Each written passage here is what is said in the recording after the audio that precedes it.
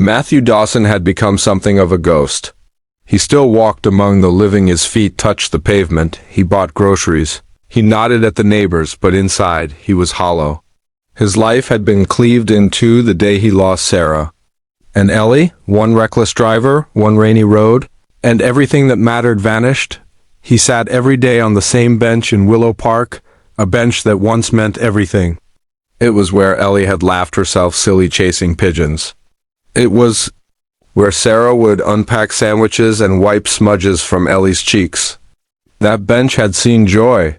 Now it only knew silence. The weathered wood creaked beneath him. The wind pushed leaves across his shoes. Parents walked by with strollers, teenagers giggled, joggers passed without a glance, but none of them existed. In his world, there was only grief. He always came around the same time just after lunch, when the sun slanted through the trees and the shadows were long and soft.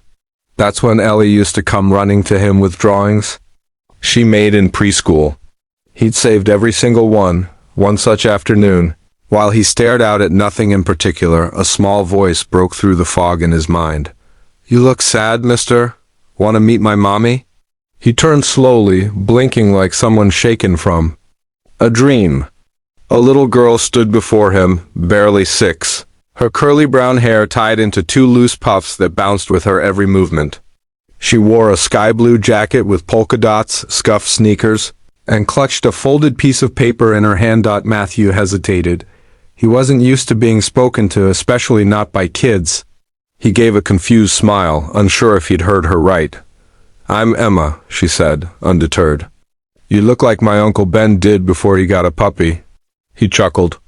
It was rusty, like laughter had been locked away for too long. "I'm Matthew," he replied softly. Emma looked at him seriously. "My mommy says people who look sad sometimes. Just need a friend. Are you alone?" The question felt like a dagger. "Yes," he whispered, "I am." She didn't flinch or look awkward the way adults often did when someone admitted sadness. Instead, she plopped down on the bench beside him and unfolded her drawing. "This is me," she said, pointing at a stick figure with big hair. "And that's my mommy. We were making cookies yesterday, and the smoke alarm went beep, beep, beep because mommy forgot them in the oven." Matthew looked at the childish lines and dots and smiled again. He was surprised at how natural it felt. "That's a lovely drawing," Emma beamed. "Want to meet her? She's over there." She pointed across the park to a tall woman in a military green jacket.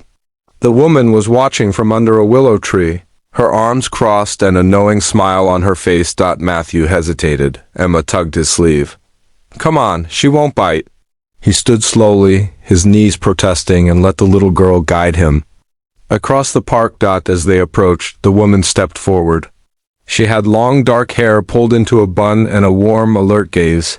Her posture spoke of strength, but her eyes held softness. "Hi," she said gently. "I hope Emma's not bothering you." "Not at all," Matthew said, glancing down at the little hand still gripping his fingers. "She's actually been the best part of my week." The woman smiled. "I'm Isla, Emma's mom, and you are Matthew Dawson." They shook hands. Hers was firm, grounding. "I saw you sitting there." "Every day," Isla said. "You seemed distant." "I guess I've been living in memories," he admitted. Emma interrupted. "Mommy, can he come to lunch with us, please? He's lonely." "He told me." Isla looked at Matthew, her expression unreadable. Then she said, "Sure, we've got peanut butter sandwiches. Unless you're allergic." He wasn't, and that's how it began. Lunch that day was simple peanut butter sandwiches, juice boxes, and apples cut into funny shapes. They sat on a faded blue picnic blanket Isla always kept in her trunk, while Emma bounced around, sharing stories about her school, her imaginary pet unicorn, and the time she tried to give a squirrel a cookie and got chased instead. Matthew listened, smiling quietly. Isla noticed how he didn't speak much unless asked, how his eyes would linger on Emma like she reminded him of someone. But she didn't press. Instead, she told stories about her childhood in South Carolina, her years in the Army, and how Emma changed her life completely. "Emma was born while I was still on active duty overseas," Isla said, sipping her tea. "Her father left before she could walk. I came home, took a desk job at a nearby base, and never looked back. Matthew listened intently. You raised her on your own? Isla nodded.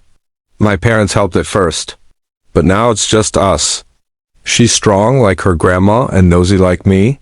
Emma crawled onto her mom's lap with a dramatic sigh.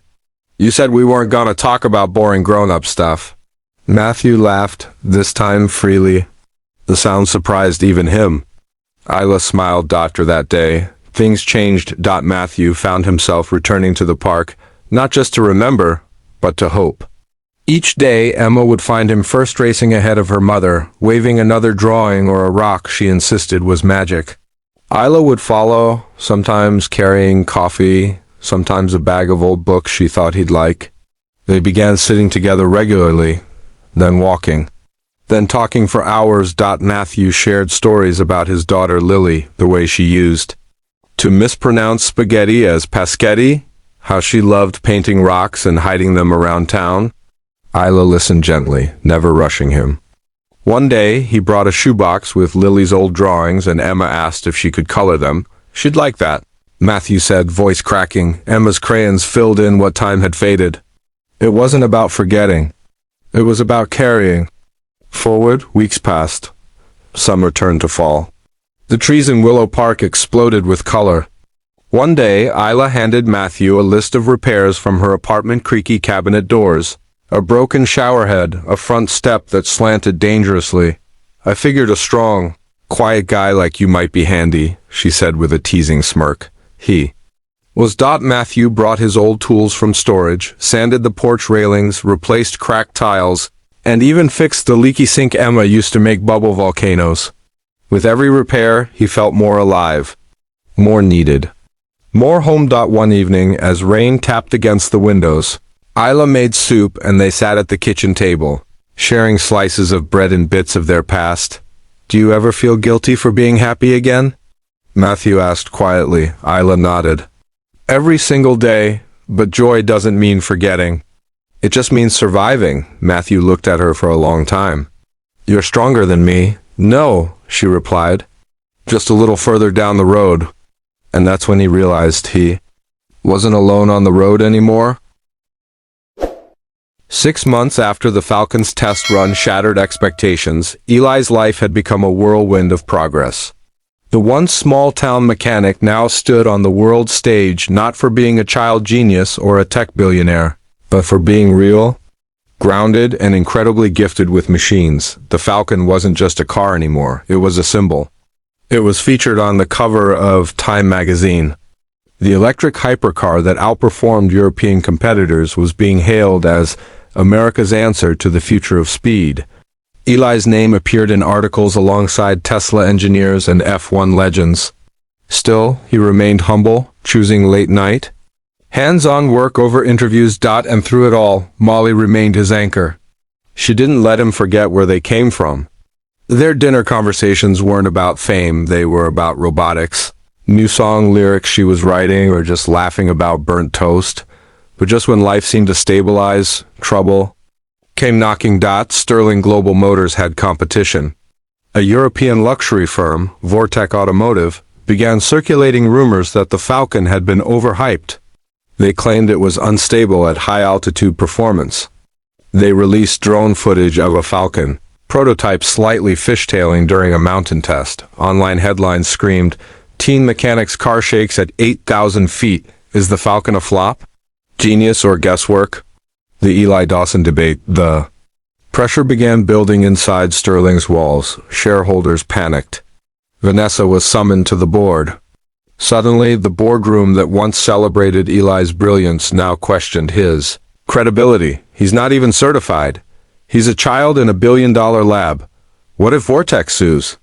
The whispers grew into arguments. Vanessa fought for him hard. But it was clear, someone needed to prove the Falcon could handle more than just lab tracks. So Vanessa called a press conference. In front of a sea of cameras. She announced, greater than in 1 month, the Falcon will race Vortex's latest hypercar head-to-head on one of the world's most dangerous courses, the Pikes Peak Challenge. And at the wheel, the one who built her heart, Eli Dawson? Gasps erupted. Journalists leaned forward. Social media exploded. Eli, watching from the workshop, dropped his socket wrench. Chapter. The climb Pikes Peak wasn't just a racetrack. It was a monster. 12.42 miles, 156 turns, an altitude gain of nearly 5,000 feet. The higher the climb, the thinner the air, and the harder the car has to work. Eli had never raced professionally. He wasn't a driver, he was a builder, but he knew the Falcon, he felt it. He trusted it like a brother. Training began the very next day. The team hired expert racers to teach him precision turning, braking rhythms, and how to breathe at elevation. Eli studied every inch of the route. He mapped the turns in his head, drove simulators late into the night, and adjusted the Falcon systems for high-altitude torque efficiency, but doubt still crept in. What if I fail? He asked Dr. Lowe one night. Dr. Lowe smiled. Then fail bravely, but I don't think you will. Because you're not racing to prove yourself. You're racing to prove her the car. And when people race with heart, machines listen. Molly stayed close through it all. She packed Eli's bag, left him funny notes in his helmet, and reminded him each night, "You've been driving through storms since Dad died." This is just another turn. The day arrived, the crowd at Pikes Peak was massive. Engineers, racers, reporters, and fans wearing Eli's name on t-shirts. Across from them, Vortex Silver and Blue Monster growled. Their driver, a former F1 racer named Victor Klaas, eyed Eli like a predator. The announcer boomed, "Greater than today, history is being written." On the left, the pride of Germany. On the right, a self-taught American teen who built a car in his mind and made the world believe. The race began. Klaas surged ahead instantly, his experience showing, but Eli remained calm. He whispered to the Falcon, "Come on, girl. Just like we practiced?" Turn after turn, the Falcon responded, smooth, tight, alive. At 7,000 feet. Vortex car started twitching, its turbochargers reacting poorly to the air change. Meanwhile, the Falcon, with its adaptive battery pulse system Eli had fine-tuned, stayed balanced. At 9,000 feet, they were neck and neck. Eli's fingers gripped the wheel. His breath slowed. He could see the final stretch. Then dash disaster. A mountain goat darted across the track. Klaas swerved. Eli braked hard, tires screeching. The audience gasped. Both cars lost precious seconds. But Eli, thinking like a mechanic, quickly adjusted torque distribution, allowing the Falcon to regain traction faster. He shot forward. Final turn. Final climb. Cameras flashed. Helicopters circled overhead. Eli's Falcon crossed the finish line 0.7 seconds ahead of Klaas. Silence. Then roars of applause. Tears streamed down Molly's face as she ran toward the finish line. Vanessa, behind her, clapped once, slowly, then faster. Beaming with pride, Eli stepped out of the Falcon. His legs trembled. Not from fear, from release. He looked up at the crowd, looked at Vanessa, looked at the car. Said softly, "We did it."